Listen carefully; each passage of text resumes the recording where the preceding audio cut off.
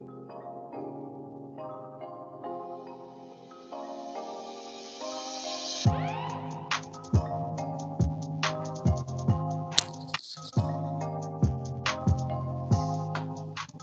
we're back. Episode numero tres, not your restaurant. What's going on, Matt? Not much. What's up? Man, another day in the neighborhood. You had to run to the store, man. What were you getting at the store?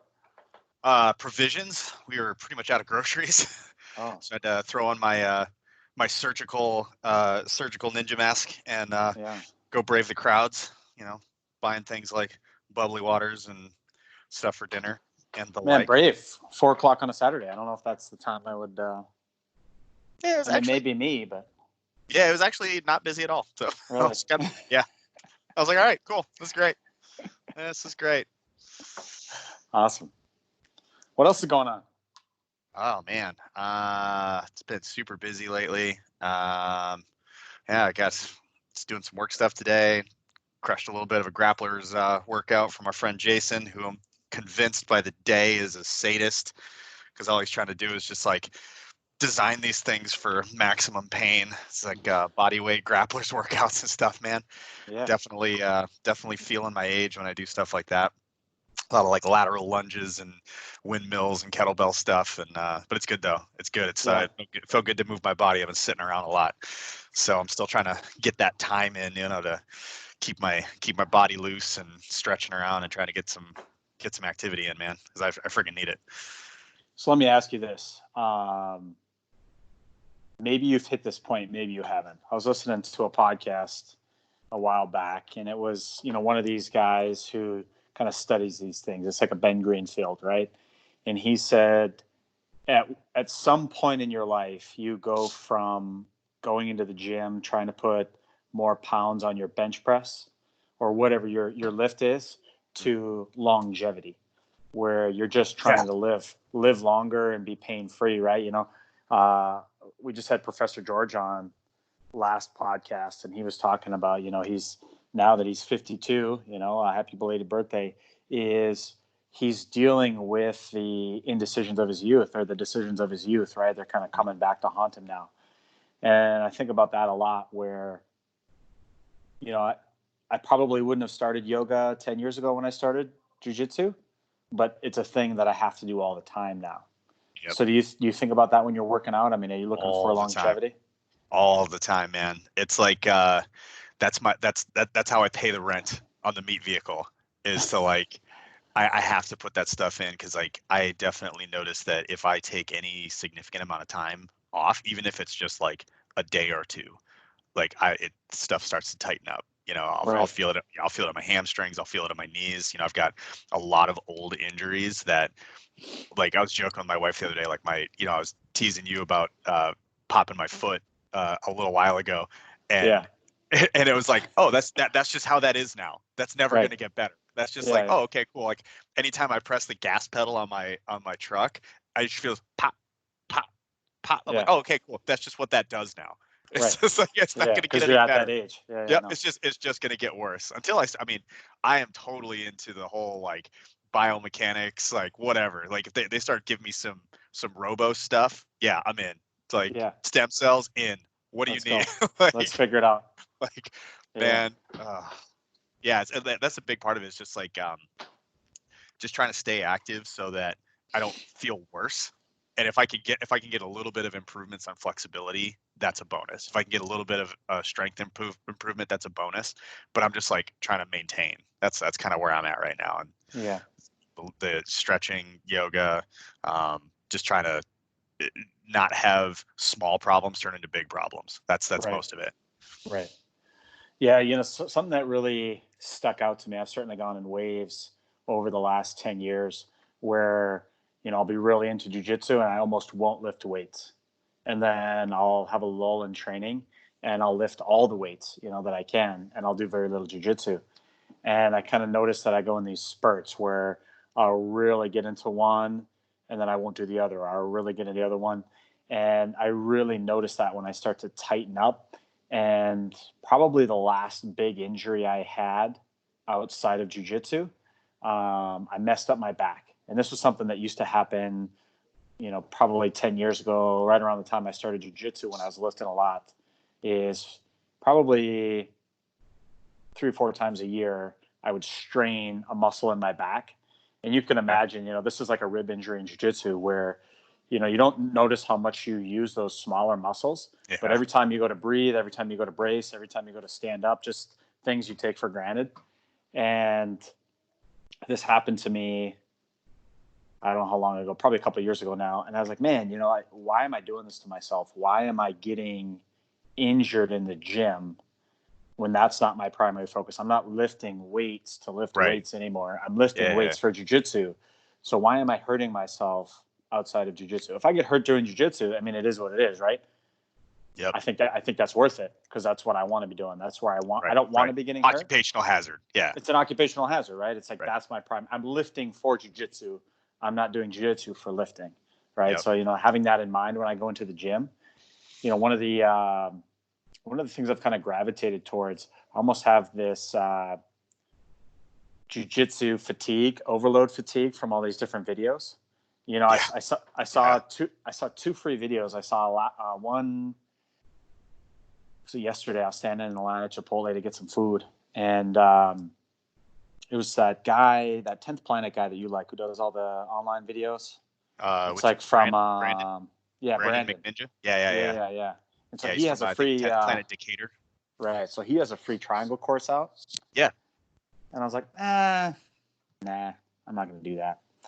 And then I saw another guy online today. He had some reverse Kimura thing, and I clicked on the link, and I was like, what? No, I'm kind of done with that. Where I've really that's the because jiu-jitsu, the meme guy. Yeah.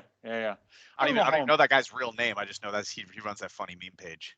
Yeah, I think he started to branch out into videos. I'm not a huge fan of his videos, but he's obviously popular. He gets a lot of people, But kind of where I've noticed myself gravitating the most towards is the art of jiu-jitsu stuff.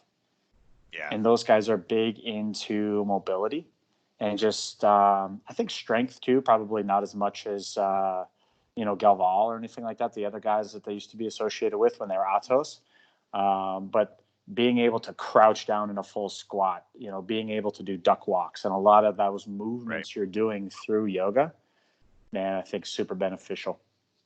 Yeah, that's Cabrini is a lot like that too. He does a lot of mobility and like capoeira and stuff like that, where it's like very movement based. And he's he's getting up there in age himself, but man, he's one of those dudes that like he always looks really strong. Like just like he does a lot of kind of unconventional stuff, I would say, but he seems like he's super flexible, like super strong and mobile, and he's not a big guy by any means.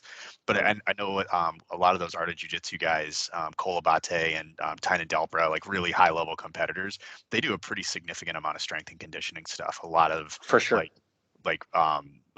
that small muscle group, almost like balancing and catching tennis balls where you're balancing on something unstable. It seems like they're almost like that new school where they're growing up, being able to start with a full like professional athlete type program at a really young age, and then and then seeing how that like probably impacts their overall probably well-being, going through like having a really early competitive career and all the damage that can come from that.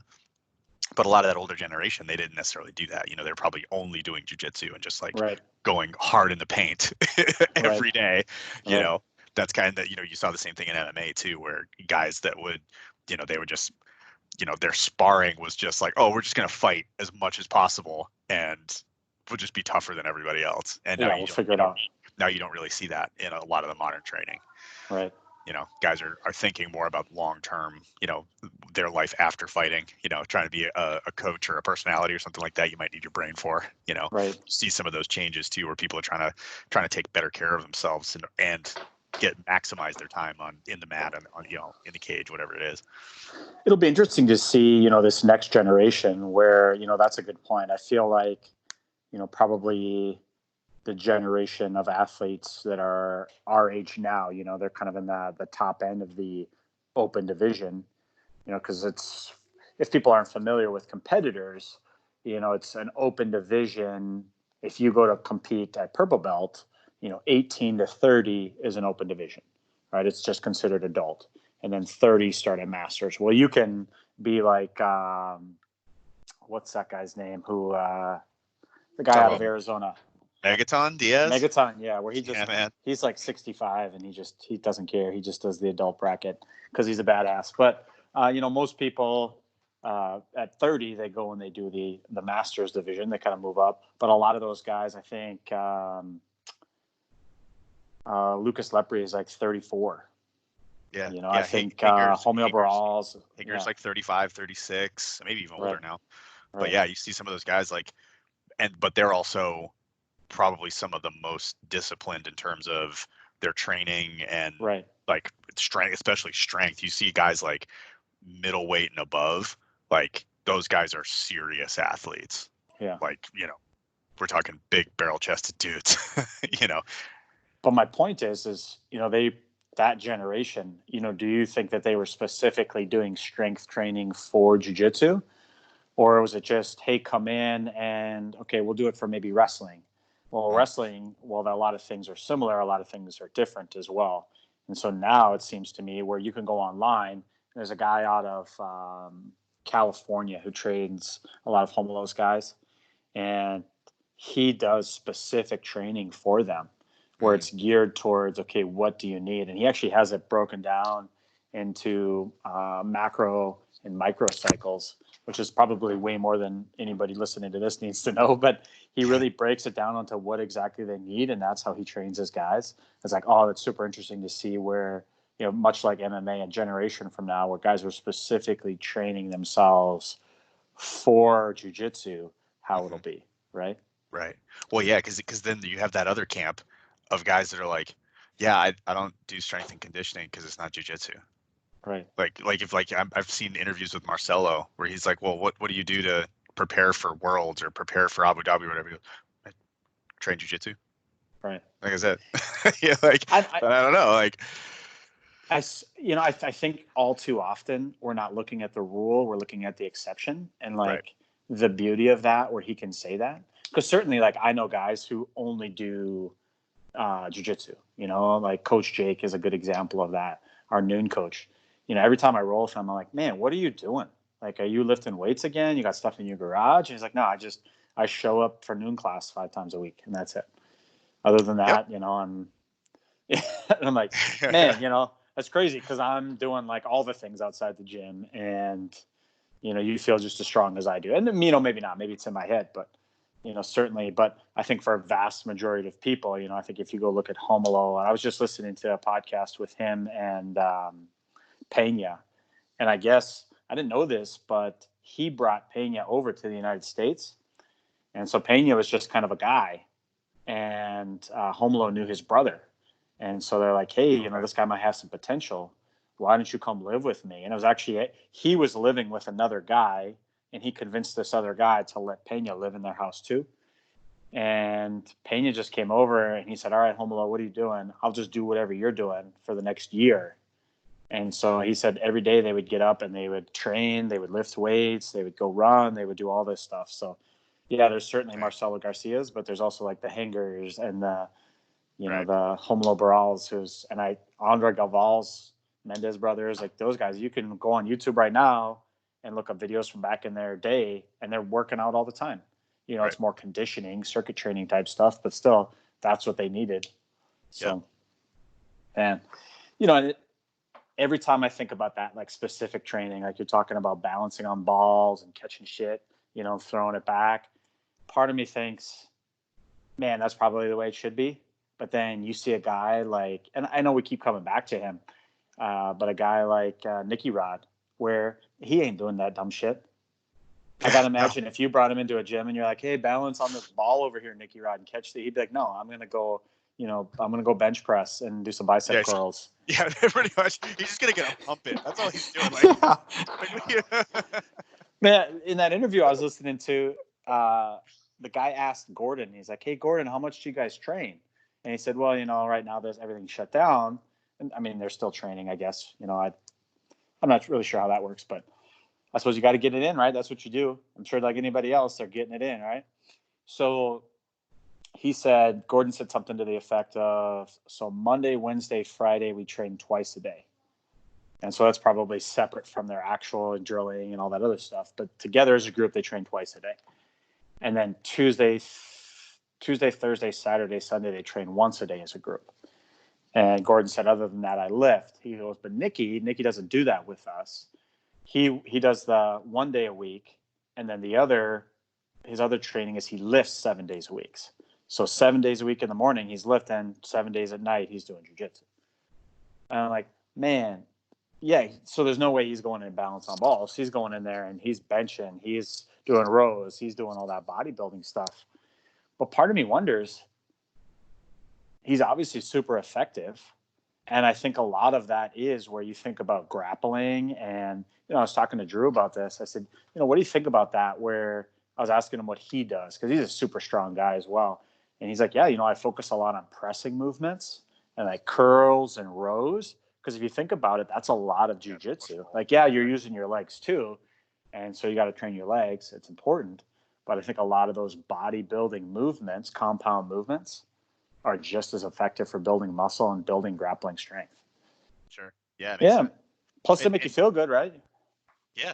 Yeah. I think so. And probably like, I'm sure there's probably a mental component too. Like there's that like look good, feel good, right? So absolutely, if you feel like if you look strong and you feel confident as a result of putting in the time and, popping your chest out a little bit, yeah, it's probably going to have an impact on your performance in jiu-jitsu too, having that additional confidence and strength. And, there's got to be something to that too.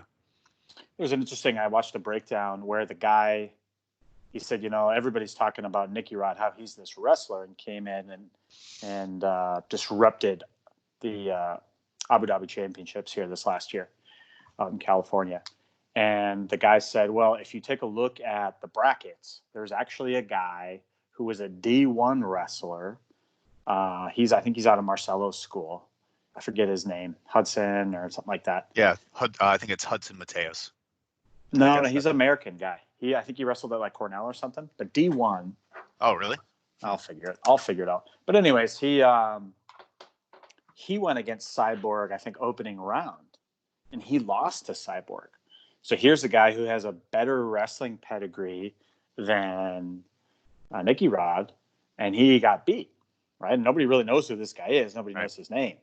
So what was the secret sauce? And I think it was not so much that he came in as a wrestler. It's just what he was good at wrestling. He did a really good job of using that to beat. And it just so happened to work really well within the point system of ADCC. Sure. So where and I think, you're training with a bunch of good guys out of Danaher's school and understanding how, like, not pressuring in when you're passing, but instead going around. And so his big thing is where he's trying to snap you down, he's trying to take you down. And if you understand ADC rule set, is they really favor the takedown. And so if you do a takedown into a guard position, it's only 2 points. But if you do a clean takedown into a side control or another control position, it's 4 points. Well, guys know that, right? So when they get taken down, much like wrestling, when they belly out, guys are going to turtle right away. Well, so you take a guy down and get him into turtle, that's no points. Well, that's what Nicky Rod wants, right? Because I'm just going to put my forearm anywhere below your eyes, and then I'm going to squeeze until you're, that's his thing. Yeah. As long as I can get my forearm below your eyebrows, like, you're tapping. And then it was interesting. I was in that same interview, Gordon Ryan broke down a match, and we'll have to do that coming up, is break down some matches, and you guys can kind of understand some strategy from these guys. And it's really interesting to hear the Danaher team, where it's a lot of these dilemmas, they call them. It's a fancy word for you're making somebody choose between two different things. So Gordon Ryan was talking about how he doesn't do a lot of pressure in passing, because what he wants is he wants to do more double unders or throw bys, because you're either giving him the guard pass, or as you throw by, you'll turtle to prevent the guard pass, and then he can take your back. So do you want me to pass your guard, or do you want me to take your back? And I think that's super cool. Which also lead him into scoring opportunities and his, and the positions that he'll finish the biggest and best guys in the world with, which is taking it back and choking them out. Right. And I think that approach from Nicky Rod is the same, where Mm-hmm. he's trying to take your back and choke you. And he's using that by going around. He's using a lot of cartwheel passes and things like that to just avoid the leg entanglement altogether. So super cool. Anything else? Man,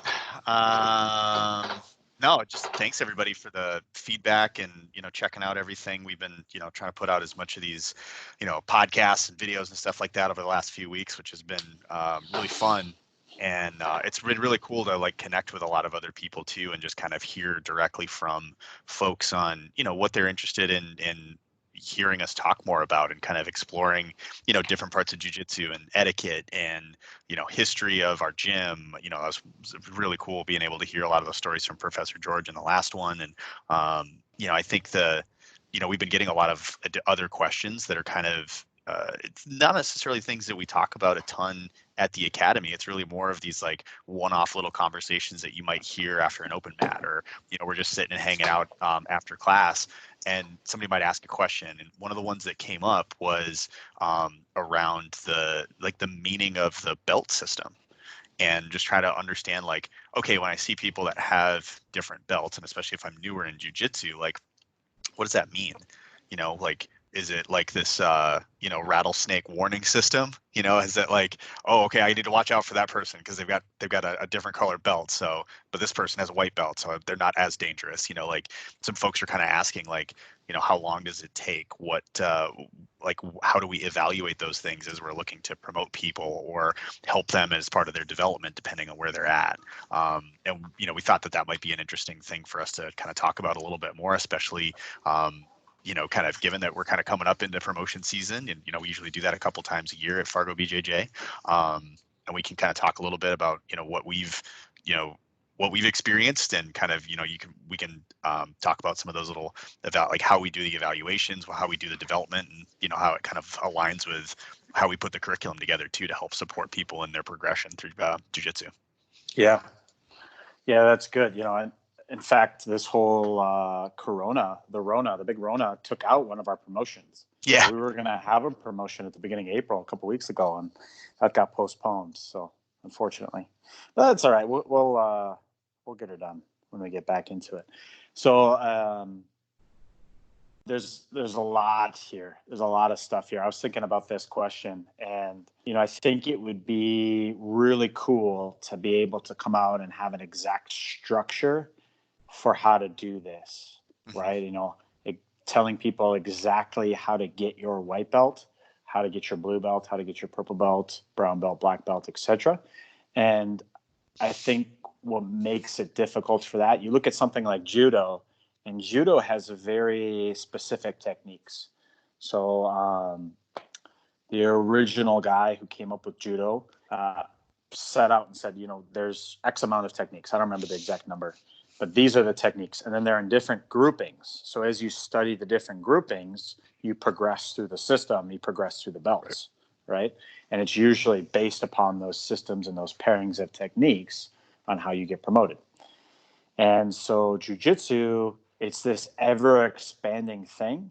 And I think what people really get hung up on initially is, especially when you start with a new person and you kind of see yourselves as you're going down this track together. Well, you guys don't have the same track, right? So where I think every belt is different, right? Yes, every belt is different, right? Let me explain that better. So every belt for every person is different. So I think a good example, we had a conversation amongst our coaching staff leading up to this promotion that was going to happen at the beginning of the month. And we had a bunch of people getting blue belts, right?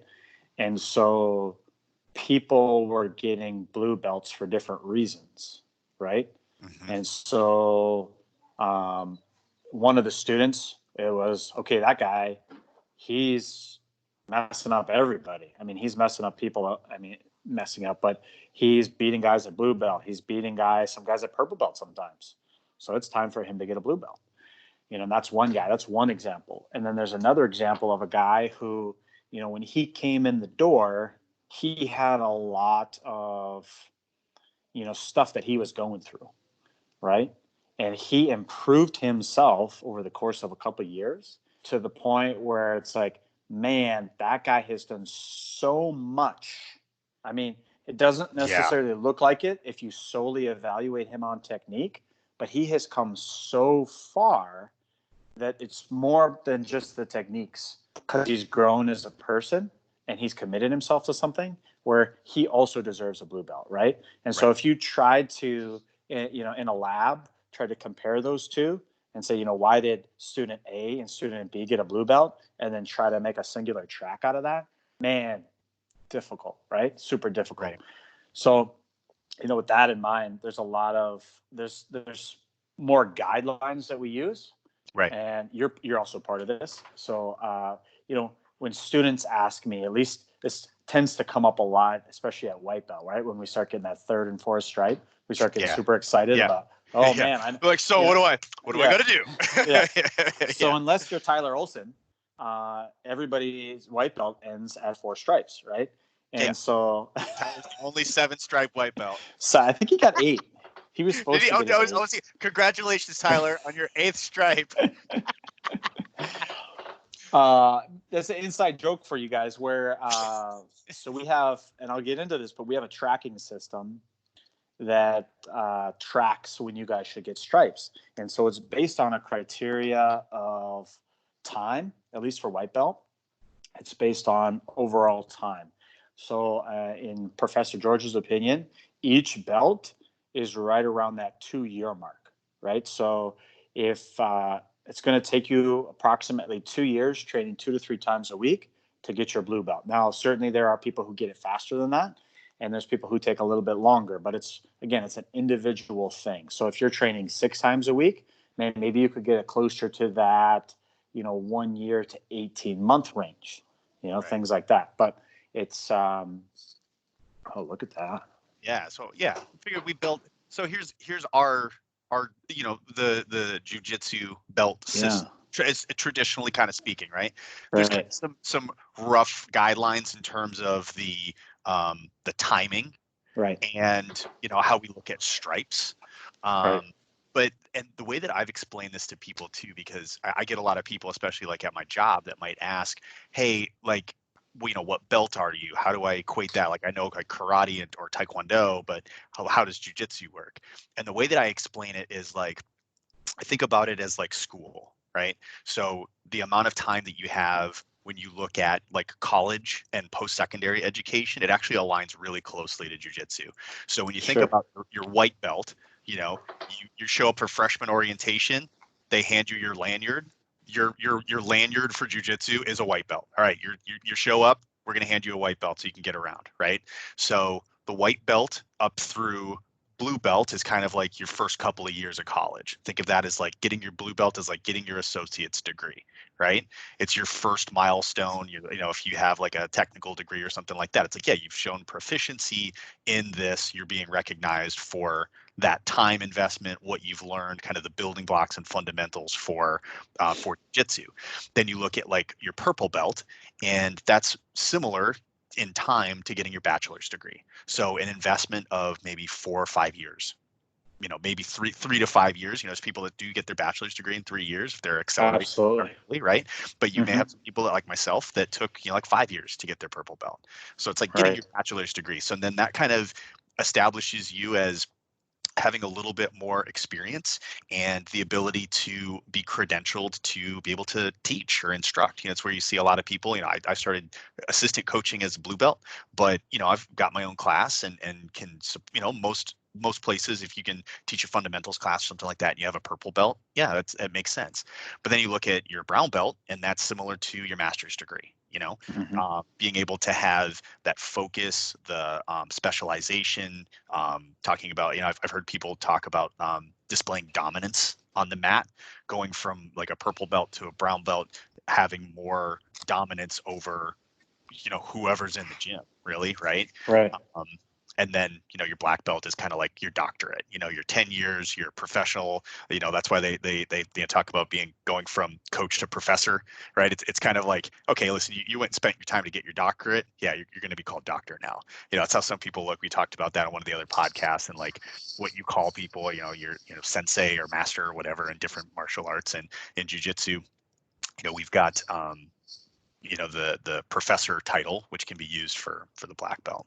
And that's one way that I kind of explain it to people. So they also have an association for the amount of time and the amount of investment that it takes, most people, in order to reach kind of those ranks. One of the other things that I've used this, because I talk about this sometimes at my job, in like evaluating people for like their skill sets and things like that. And especially as you're learning a new skill, there's an interesting kind of a scale that you can use that starts off, and you think about like your white belt starts as what you call unconscious incompetence. Okay, that's a fancy way of saying you don't know what you don't know, where you're still trying to learn what exactly is even happening on the mat, what the names of moves are. You're like, you talk about this a lot when you're watching jiu-jitsu happening to you. That's like your white belt phase, right? Unconscious incompetence. Then as you progress, you may have unconscious conscious incompetence. So now you're starting to understand what you don't know. So you're like, okay, I'm starting at least recognizing what's happening. Right. I'm understanding that there are bad things happening, and I'm noticing a correlation between someone getting a grip on me and me being too slow, and then all of a sudden they pass my guard and I'm pinned. Oh, okay, that seemed bad. I don't know how to fix it, but it seemed bad. Then you start to look at something called conscious competence. So as you get even more experience, then you start to go from, okay, I know what I'm doing, I know how to execute it, but I have to think about it and I have to kind of plan through it. So you're probably not very quick, and your timing may not be as high level as others. So that's kind of more your, purple, brown belt type level. You're consciously competent, like you have facility, you understand what you're doing, but there's maybe this little X factor where you're still being beat a few moves down the road by someone who's more experienced.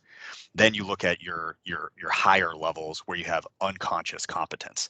People talk about flow state, or they're like, man, I feel like he knows everything that I'm going to do. If you're rolling with Professor Dave or Professor George, like they've seen everything. They've seen the movie a billion times. They know what you're going to do before you just how your body feels, how your hand is reaching for something. They're anticipating movements. They're setting traps, and there's such a fluidity in the movement that they don't have to think about it. They've just done jujitsu so much that they can just flow through, and it's this dynamic conversation between two people that are fighting.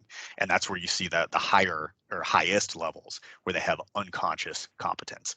And I talk about the same thing where you're in my professional life, trying to explain that to people. As you're learning any skill, you can apply that to jiu-jitsu and ultimately the belt system that we've got. You can kind of see that progression across the board, and especially as you watch a lot of jiu-jitsu, you can see that if you watch it either in the gym or if you're watching on YouTube or Flow Grappling or whatever it is. You can see that progression, especially if you're at a tournament. It's awesome because you can watch the different levels and see what people do at different levels, even in the same weight. So like I would like to watch my own division. So if I was competing at lightweight or featherweight, I would watch, the blue belts and the white belts, and then I'd see the purple belts and the brown belts, and then you could see the black belts at the highest level, and see same weight level, but see that disparity in skill go higher and higher and higher up until the highest levels, and you get to see, oh, there are levels to this, and then there's hobbyists, and then there's world class, even within the same belt level and time, right? Right. Yeah. So, I think it's like a broad brush. That's a good way to look at it. There's different examples out there. I would say based upon that timeline that you showed, most traditional martial arts, and when I say that, I mean like karate and things like that, 5 years of 2 to 3 times a week of study gets you a black belt. So looking at Brazilian Jiu-Jitsu, you can say by the time you're a purple belt, most other martial arts, you would have a black belt at that point, right? And I think that probably is what separates Jiu-Jitsu from those other martial arts, is it's more of a time commitment, just Right. because it is such a extensive study. Right? There's more than just like, say, stand up, or there's more than just groundwork. It's all encompassing martial art. Um, so yeah, going back to it. So for the white belt, there's a time and class requirement, right? So when we're looking at, we have something that tracks it, and we get a fresh list every month. And so it shows, okay, either you've made the time requirement or you haven't, or you've made the class requirement and you haven't. Sometimes those two match up and sometimes they don't. When they both match up, right, you're going to get that next stripe, right? Mm. If they don't match up, then it's up to the coach to decide, okay, this person's been here long enough, but maybe, they were sick for a couple of weeks and they didn't get the number of classes. Well, are they at that level where they're ready, or would a couple more weeks of time do them better? And so using that decision, and same with the other way, where too many classes, not enough time, right? Where somebody who's able to come, I talked to some of these young guys who don't really have anything else going on in their life, and it makes me super jealous, because I wish I would have started Yeah. jiu-jitsu in college when I didn't have anything better to do. But they're showing up, two times, sometimes three times a day, depending upon what's going on. And that's like, man, super jealous of that. So yeah, we're racking up a lot more classes in a condensed amount of time. So obviously you're going to progress faster. So going back to just a general, what I look for when we do promotions. So it's, you can meet the requirements, right? That's one classification, is you can go through, you can meet the time requirements, and you can meet the number of class requirements to get your white belt, right? They apply to all the belts, is time and number of classes. So for 10 to 12 years, if you came to class 2 to 3 times a week and you were religiously consistent, you could meet the time requirement, 2 years for every belt. You could meet the class requirement, and you could get a black belt, right? You could do that. It would probably be very frustrating, because there are people who get promoted prior to you. But if you could just stay that course and be consistent and just focus on yourself, absolutely, right? Another classification is somebody who can hang with higher belts, right? So I was talking with one of our brown belts. This is probably a year ago now, maybe a little bit longer, and we were talking about one of our recent promotions. And he made a good point where he said, at my school is a little bit old school, and he's from Reno, Nevada. And he said that, you were considered for promotion, like let's say you're a white belt. Well, when you could hang with other blue belts at your weight or around your weight, maybe age group too, if you think about that, where, age and weight and kind of people who were like you, if you could hang around with a belt higher than you, then you were a belt higher, right? Because that's really what it comes down to. And that's what separates us from the other martial arts, is the mats don't lie, right? We talked about that. Yep. So if you can show proficiency on the mats and you can hang with blue belts, then it's time for you to become a blue belt, right? If you can hang with purple belts, it's time for you to become a purple belt, because now you're taking, you're not only showing the ability to study, but you're also showing the ability to apply things, right? Mm-hmm. And so applying that knowledge you took from class into an actual live rolling situation. And that's another thing we look for. And I know competition is not for everybody, and we're going to have two parts to this podcast, where we had another very similar question that kind of branched out a little bit into competing, and we'll talk about that too, is people who go and do well at competitions, so not everybody does well right away, but I definitely agree with this. I've heard this before, where competition, like one competition you go to, is like 3 to 4 months of class. Yeah. And I Yeah. would say that, the reason that is because when you're coming into class, you're learning from the instructor, obviously, but then you're training with the same people who know the same things. And so I heard this the other day, not the other day, obviously, but, last week we were training before all this happened. One of the newer students said, it's amazing to me, we spend a month on something, how good everybody gets at it. And it's like, yeah, like they're really good at this one position that we've been studying for a month and all the different variations. But I guarantee if you went to another school, even in our same town, and worked that same position, you would probably confuse the hell out of a lot of people because they're just not training it, right? But so it's hard to measure yourself against somebody who's learning the exact same thing as you are. But now you go to a competition, and that's really a true test, is somebody you're not training with on a regular basis. And you're going to learn a lot more from that, from those roles of, okay, does the jujitsu I've been spending time on really work in competition? As a Right. white belt, yeah, because really all you're learning is time tested stuff, right? But now we get into, okay, purple belt or blue belt or purple belt. Maybe I'm branching out a little bit, and maybe I'm trying things that aren't on the curriculum but do fall under the umbrella of jujitsu, like barambolos or crab ride back takes, or all these sneaky little things that you see a lot of black belts doing. And then you go out and you realize, oh no, they're not working. Well, okay, maybe it's because I'm not doing this right thing. And so from that one Saturday in April, you can take that, and you and I did that with Pans, is we went and we competed, and it was on a Saturday in March, and we took those competitions and we spent a whole year improving ourselves, right? Yep. Yeah, and then just from one, and then, certainly you could call on other things, and maybe we could break that down one time, is like how we looked at that and how we broke that up, and it was more than just those matches, but it was really because of those matches that sparked. Okay, now we're going to look at systems of attack, how we're going to attack to exploit the point system in IBJJF, and all these different things, right? Right.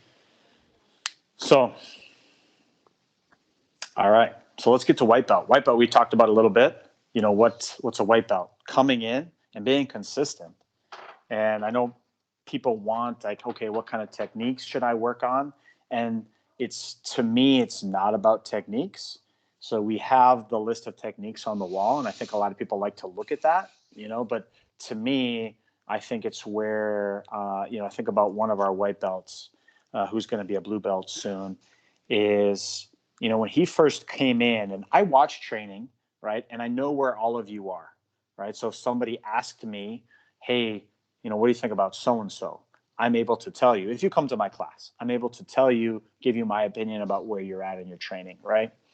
And so I see you guys training, and this one particular white belt, when he first started, I wouldn't see him submitting anybody during our up, down, out training at the end of my class.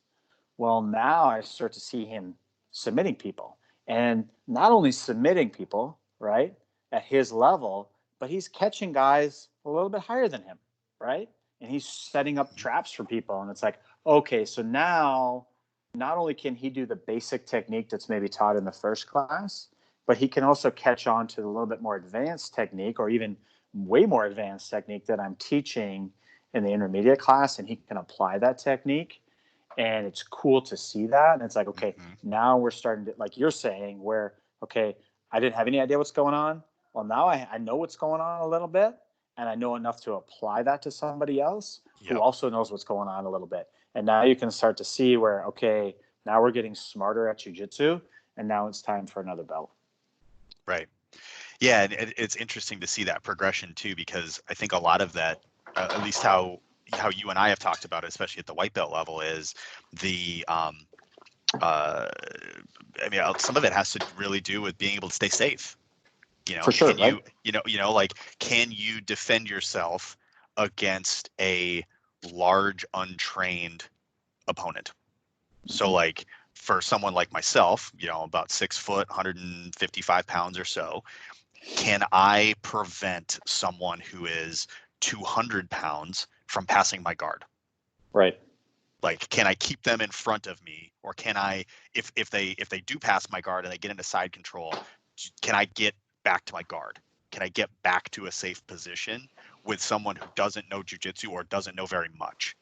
And it's a great way to measure that, of like, hey, when you do see some training and you see someone training with someone who's either similar skill set but different size, like how do they do? Or somebody, if they've been coming for close to a year, 2 years, like, can you see a skill disparity between them and someone who's brand new? and that you Right. should, right? Assuming that person's been coming and been training, you should be able to like display some competence and be able to have do enough to be able to stay safe. Like even when you judge that as like a self-defense situation or something like that, like getting someone going from a white belt to a blue belt, can you see that progression so that they're um, able to do the fundamental movements with some consistency, something like Mm-hmm. that. Yeah. To that kind of chaining off that same example is, I think about the example of, okay, Rob, when Rob came in, you on your first day, right? Let's track it out a year later. So let's say we could somehow make it where, we have two Robs. And so you start training a year before Rob number two. Hmm. And so a year later, Rob number two comes in the door. He doesn't know jujitsu. He hasn't trained jujitsu. He's starting today. You, having trained for a year, could you handle that guy? Could you Right. stay safe against him? And that's a good measure of progression where, okay, me coming in the door a year later, could I deal with that person who's, my age, very similar to my weight, athletic abilities? But then also there's that piece of, okay, what if it's somebody a little bit younger, somebody a little bit older? And that's when we start advancing into that blue belt, into that purple belt a little bit, right? Yep. So let me ask you this. What were your moves when you were a white belt? Do you remember? I do. I do. Okay. So the when I was a white belt, the thing that I could do, I had my Ezekiel chokes were sneaky. And Yeah. that was my first submission. My first submission in a tournament was actually a no-gi Ezekiel from Mount in an absolute division. So the first time I ever tapped somebody was a guy that was probably an inch or two taller than me and probably a good 20 pounds heavier, and Yeah. passed his guard, got on top of him, tried to Americana him, didn't work, and I was like, I'm gonna try this, and I didn't really know what I was doing, and was able to get a submission with it. I was like, all right, wow, okay, awesome, like on the board. Um, I started messing around. A lot of folks know this about me that I especially when I was a blue belt, I really got into leg locks, particularly Mm-hmm. straight ankle locks and ashigarami, which is just like the basic kind of leg entanglements and things like that. I got really into it. Had a chance to train with and learn from some really amazing teachers and legends during like kind of white belt into blue belt, and it really helped me a lot.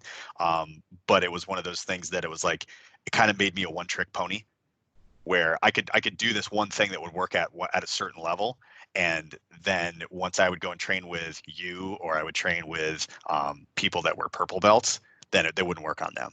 So Right. I could use it to beat my peers or to beat people like a certain level, but then it was like a ceiling on what I could do. And like I had like a couple of moves that I could do pretty well with, but other than that, like I had like the Swiss Army knife that had like only two tools and there was like a bunch of missing stuff and it was like rusted. That was me. I was like, okay, I got these two. That's it. That's it. And the most of it was, just trying to really be clean with my fundamentals of being able to like retain my guard, having at least a couple escapes from everywhere of like, okay, if I get in this position, this is my first move. If I get into this position, this is my first move. It didn't really have much for guard passing, anything like that. That was pretty much Right. it.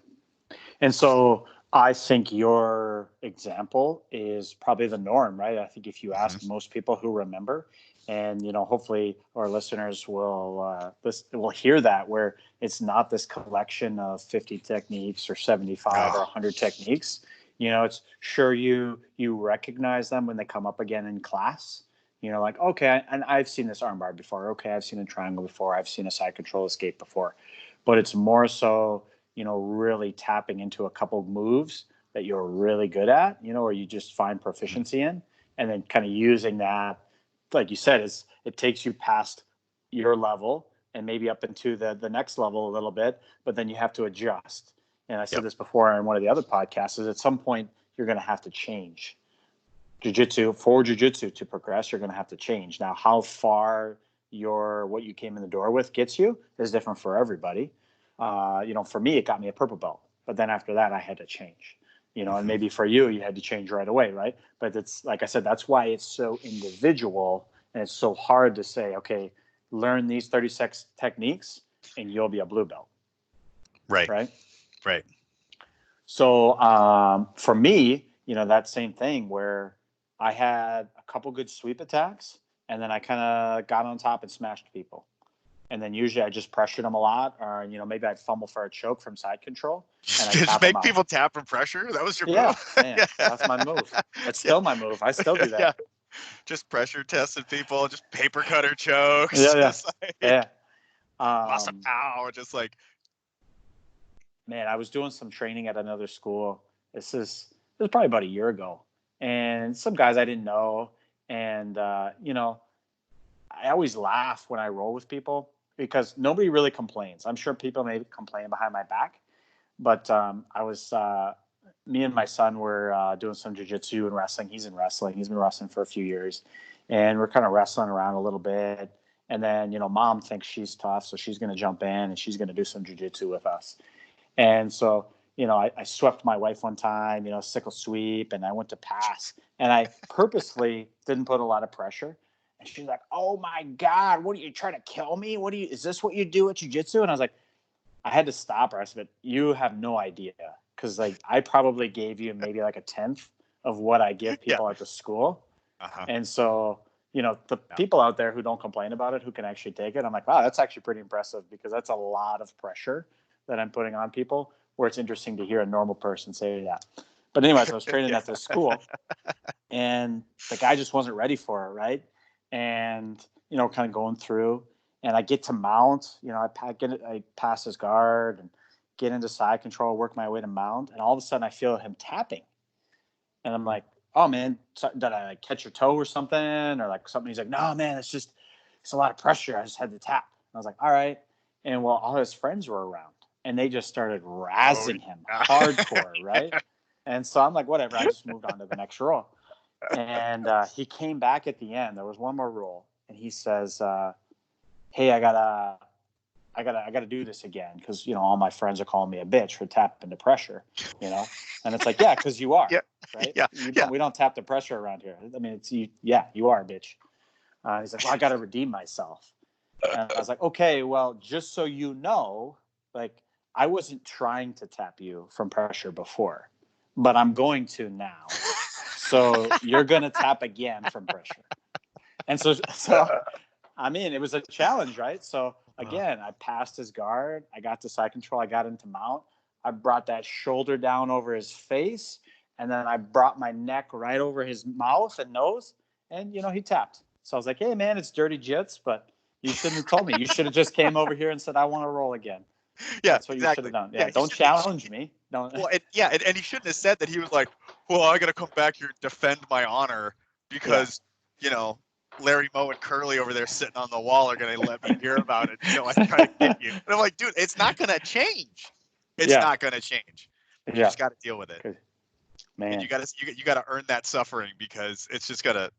I mean, the times that I remember the first time that I tapped to pressure, and it was one of the most awful things. It's burned in my memory because it was Professor George, and it was the first time I'd ever rolled with Professor George when I was a white belt. That when we started the podcast, that was like me getting my first stripe from the noon class with you. Yeah, it was around that time where I was like, okay, I'm gonna George came in or something like that, and I was like, oh my god, I get to roll with George.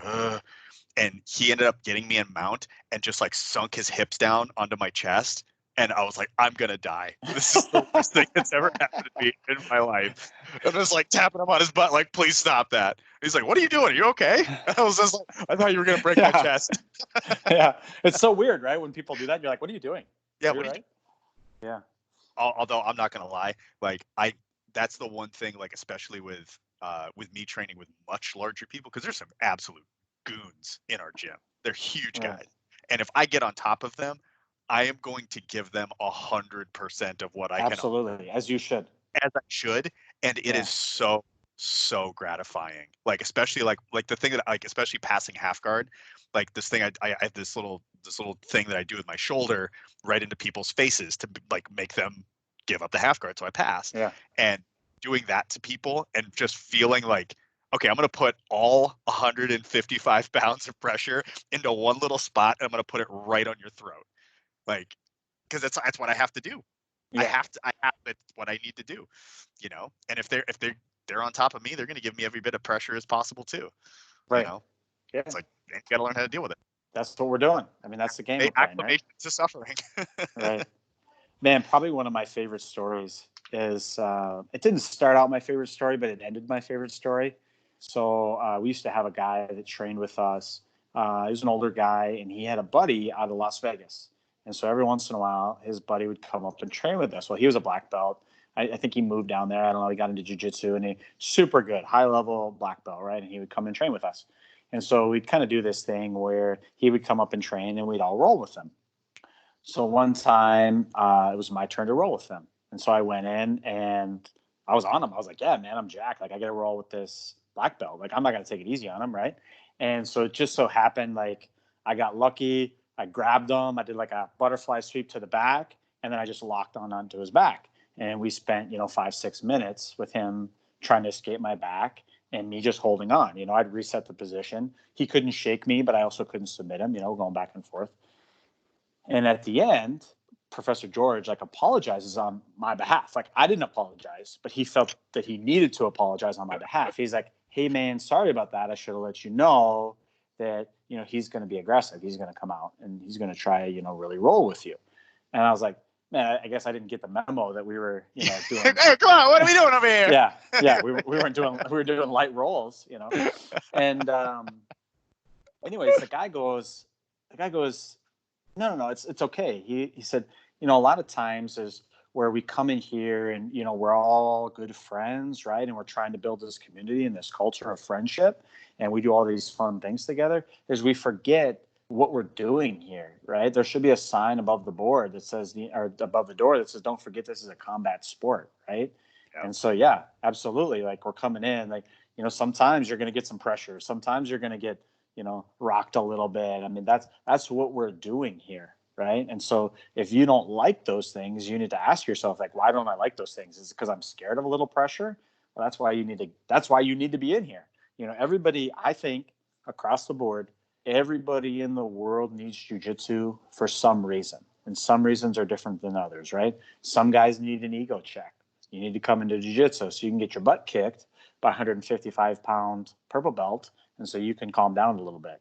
But you also have it on the opposite end of that spectrum where you have a 155-pound guy who needs to come in and get some confidence, right? And people who come in who just need some self-defense or need an opportunity to work out, or they need the culture. Again, all these different reasons. But man, it's I forget where I was going with that. What was I talking about? I lost my train of thought. You're talking about just tough training, like when people forget, yeah, like it's not just like, oh hey, what's up, dude? Yeah, cool. Yeah. It's just it's a combat sport, right? I mean, like everyday Pojada, right?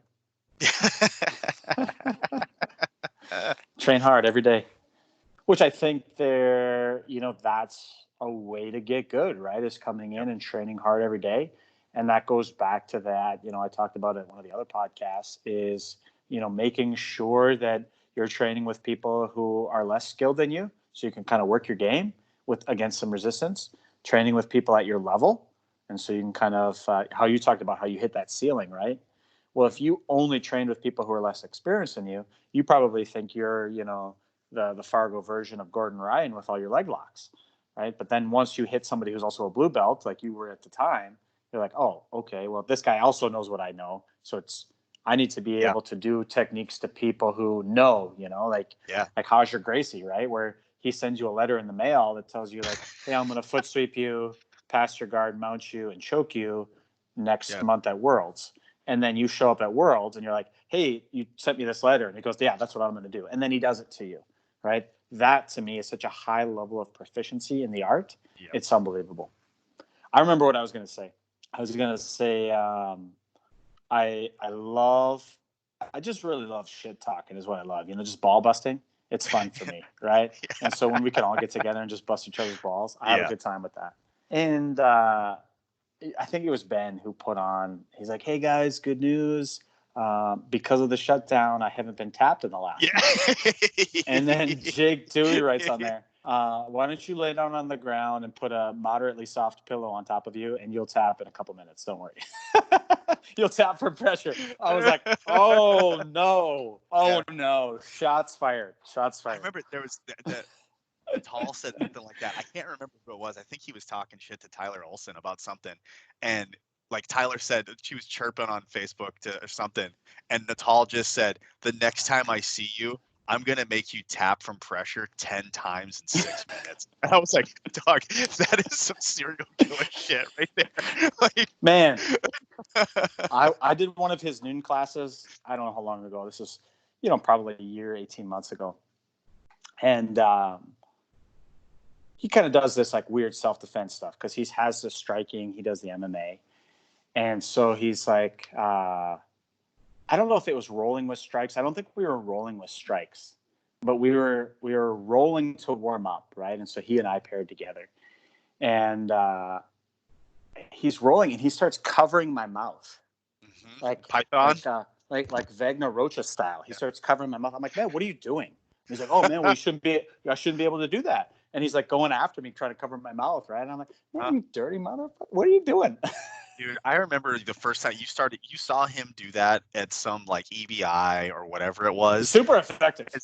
And then as soon as I saw that happen and you texted me about it, I was like, fuck, he's gonna do that to me now. And every time we would be rolling and you'd take my back and you'd like hook the arm, and I was like, and I just see your freaking big ass hand come over my mouth and cover my nose, and I'm just like, motherfucker. And I was just okay, that's just what it happens now. And then I remember anytime if I even got close to getting on your back, I would just be reaching for your face. I'm just like, if I can make him uncomfortable for 10 seconds, this is going to be worth it. Man, it's super effective though, right? Super effective. Yeah, because people start squirming around and then you can actually get the choke. Then you actually throw it underneath because they'll start weaseling around because it sucks. Right.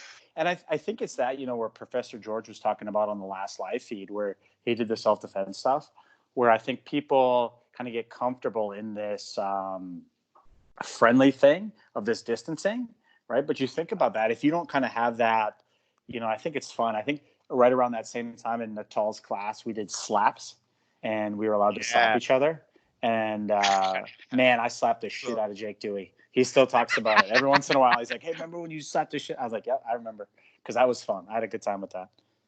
But like, if you don't practice that every once in a while, I mean, you're so open in just not traditional in sport jiu-jitsu positions, right? And you see that a lot. Like you watch combat jiu-jitsu. I mean, very quickly does the amount of effective techniques from jiu-jitsu really work, right? I mean, you're not berimboloing anybody. It goes back to those fundamental techniques of pulling somebody in, wrapping the arm, going for triangles, going for arm bars, managing distance. It's just for the folks, if they haven't seen what this choke is. That's so awesome. So that's perfect, right? Where he's back to Rocha. So we're talking about. So he traps the arm with the leg. He has wrist control on the inside here. So you can't defend with your hands. Then he comes over, he smashes your nose with his thumb, and then covers your mouth with the palm of his hand. And then, of course, and then they just actually have John Deacon killed by the python from frickin' the anaconda. Is the worst. Man, and he beats a lot of good guys with that stuff, man. I got to tell you, I don't know what it is, but Natal's like one of these guys. We start busting his balls a little bit, like he gets a little amped up. And we'll have to have Jake on to tell the story about the noon class. I didn't see this one, but I saw this other one I'm going to tell you about. Very similar, right?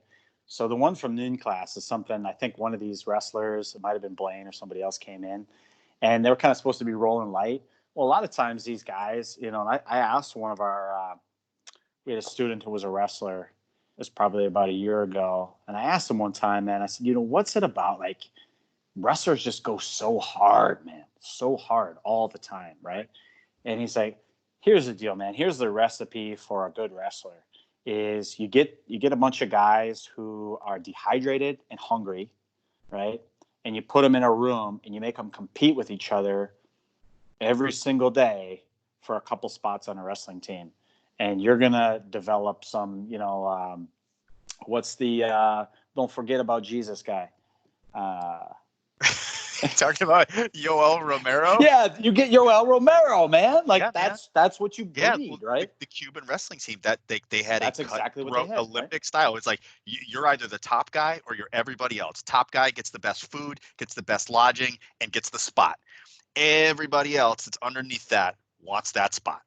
And Right, so, because and it's tiered, right? it is tiered. It is a caste system for Yeah, Olympic level wrestling. Like right. you get a different culture when you incentivize that.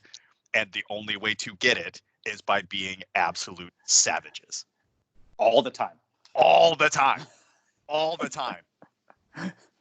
So, anyways, at noon, he comes in, and so they kind of, I don't know what they're doing, but ends up being where this wrestler kind of goes after Natal, and I think he put him down one time, right? And I'm sure there's going to be some comments, and we're going to get some text messages about how this is all wrong.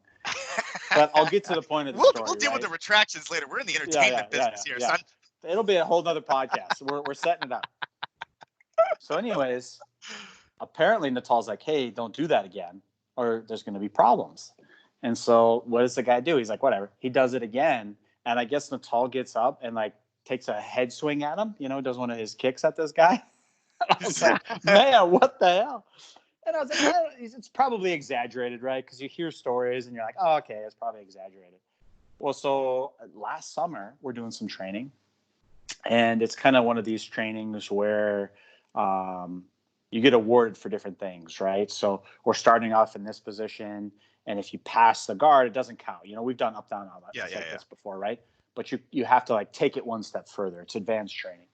And so Natal's training with somebody, and we've got to the point in the training where it's submission only. So it's not points or passing. Right. Only a submission from one of the guys will end the training. And so these two guys, Natal and this guy he's training with, getting a little chippy, right? And so Natal doesn't like what's happening. So they chase a footlock or something on him, and he doesn't like that. Well, eventually one of the guys stands up to kind of break away and just be done with it. Natal wasn't done with it. He gets up, body locks this guy from the back, and you can kind of see it. I'm sitting on the wall, I'm watching it, and I can almost see it like somebody's narrating, and they're like, and then Natal suplex the guy, and he straight up pops his hips in. Yeah, like you can YouTube this, Launchville, right? Yeah. Launches this guy, and I'm like, hits him with the Kurt Angle like suplex. Yeah, it was super intense, right? Like if I had a clip of that, I would do one of those memes with the African guys with the basket dancing around. Yeah. That would have been a perfect meme for that. That would have perfect whatever it is. Oh man, good stuff. Combat sport, man. Yeah, combat sport, baby. Right? That's why we came here. I love it. I loved it. I thought it was awesome. Absolutely. Let's go. Let's go. Well, see, that's the thing is like sometimes like because I'm such a fan of watching like fights, wrestling, jiu-jitsu, it doesn't matter. Like if there's something on, I'm gonna like instinctively just go, oh, what's gonna happen?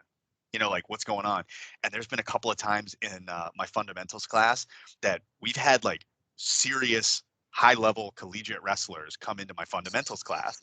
And we're just like, okay, well, we're just gonna take it nice and easy. We're gonna do some pummeling. We're gonna maybe just fight for double unders. We have these little kind of games to help people get started.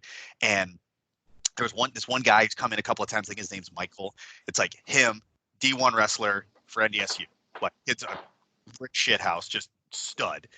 There's another guy who I think was there was another guy from NDSU that was there, and then there was I forget one of our guys from Concordia. I don't remember. I can't remember if it was Blaine or somebody else. Blaine, maybe Race. I don't remember. But it was just like getting to see them, like, butt heads. Normally, that's not what we would have in our fundamentals class. Like, you're not going to have that level of grappling experience anyway, so you're not going to have that kind of intensity.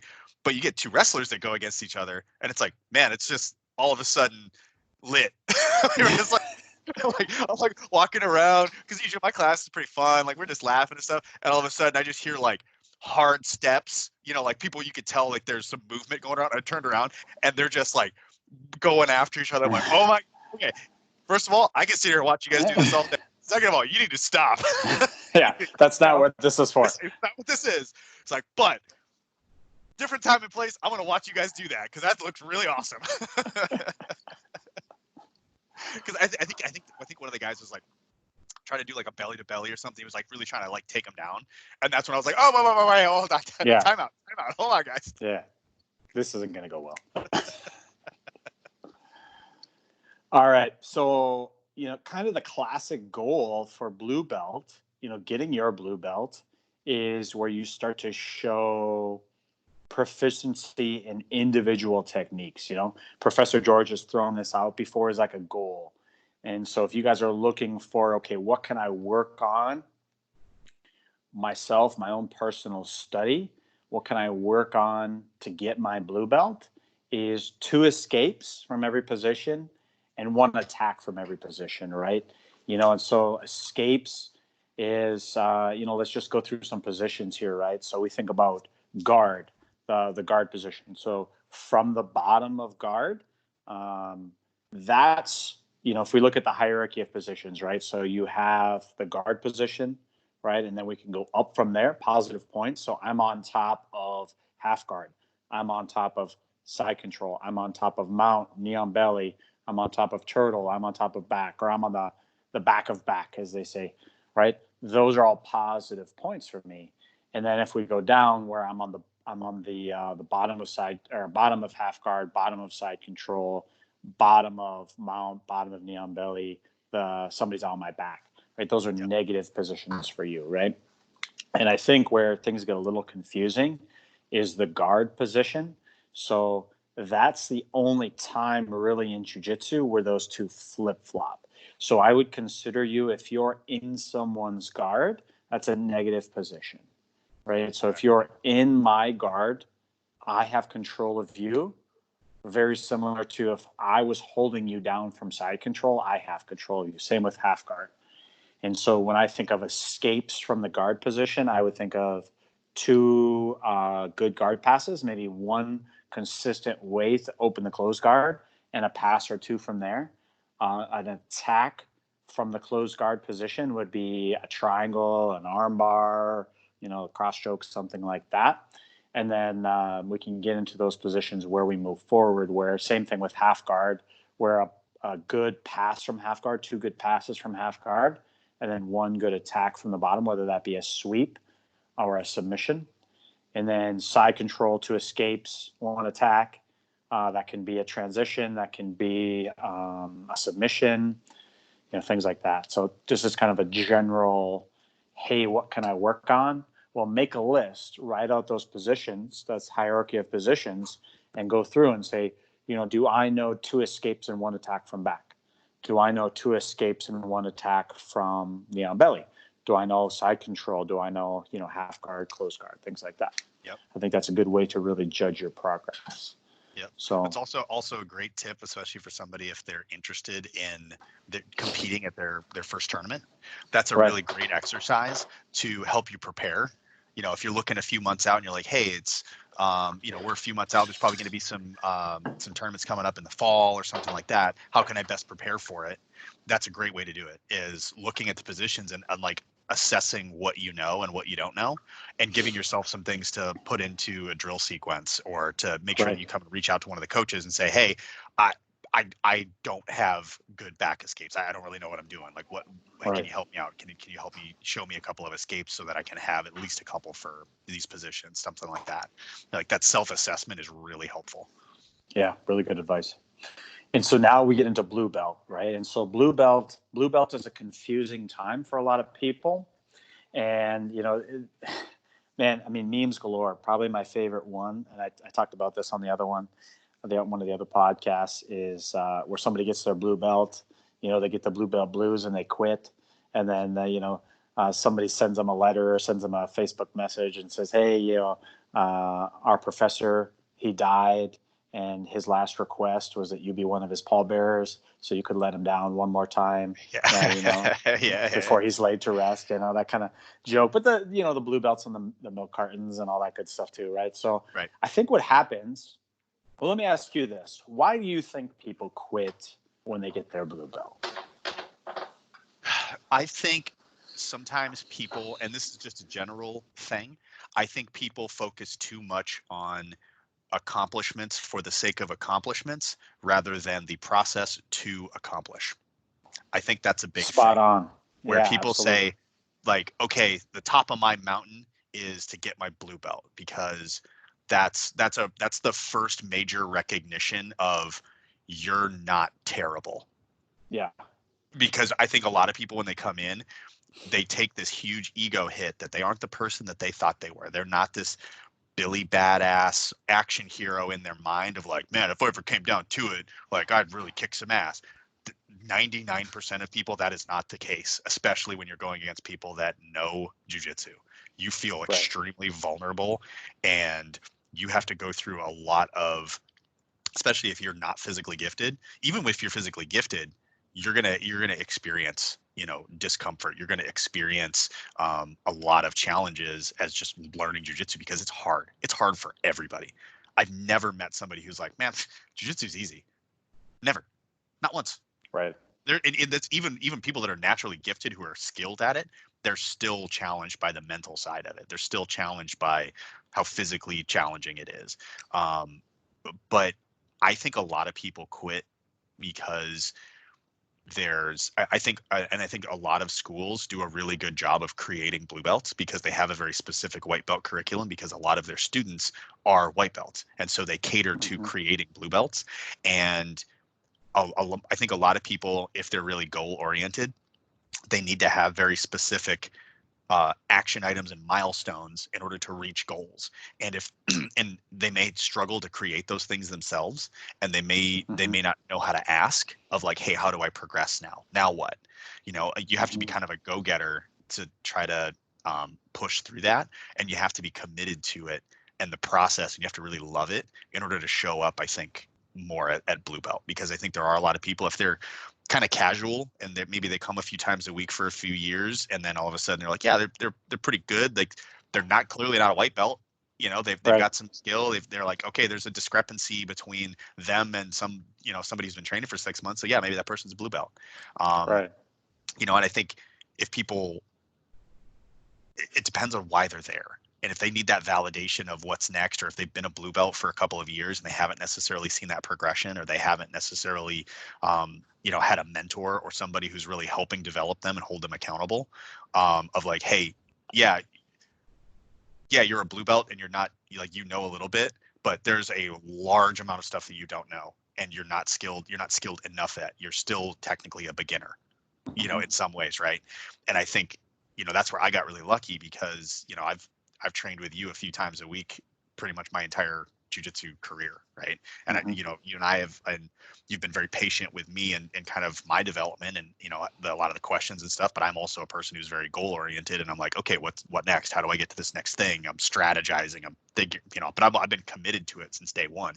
I don't think everybody's like that. Not Right. everybody is like, yeah, a lot of people are really obsessed with jujitsu, but I think there's certain people that are outliers in terms of like me personally, I treat jujitsu like my grad school. Rather than going to law school or getting my MBA or whatever, I decided that I just wanted to get my black belt. So I treat it with the seriousness of grad school, even though I've got a full-time job and I got a lot of responsibilities. That's how important it is to me, and I take it with that level of seriousness. Not everybody's going to do that, right? Um, Right. when I think why a lot of people quit, it's really hard and it's mentally hard. And I think you have to make sure that you're not just motivated all the time. You have to be disciplined. Yes. If you're Yep. motivated, that's gonna ebb and flow, right? You can feel great Right. some days or you can feel really shitty some days. But if you're disciplined, it doesn't matter. If you're Hmm. disciplined, you show up to class. If you're disciplined, you're still getting in your reps. You're watching videos. You're asking questions and asking for direct feedback, even if that feedback is, yeah, that sucks. Don't do that. Like Hmm. if I told people how many times I've sent you cool stuff that I was like, man, look at this. You're like, and I get the same emoji. It's just like you're just like it's like the one with the monocle who's like looking at it like, I'm skeptical as fuck Yeah. about that. Like, Yeah. and it's like, but I also know where you stand. I don't have to worry about whether or not you're just pumping my tires for whatever reason. Right. You like, because you give me direct feedback of, yeah, that's good, or no, that's garbage. You need to work on that. Yeah. right? Yeah. But that's how Right. you see growth, right? Right. Where unless people are really actively seeking that out, or they have the kind of personality where they can put their ego aside and be disciplined to just show up and get better. I think those people, they're the ones that stick around. You'll see them progress through that period of uncertainty, Right. where they're like, okay, well now what? Yeah, yeah, maybe you still get choked. You still get tapped by white belts. And you're like, I'm a blue belt now. This shouldn't happen anymore. Like, okay, you're putting an unfair expectation on yourself. But Absolutely.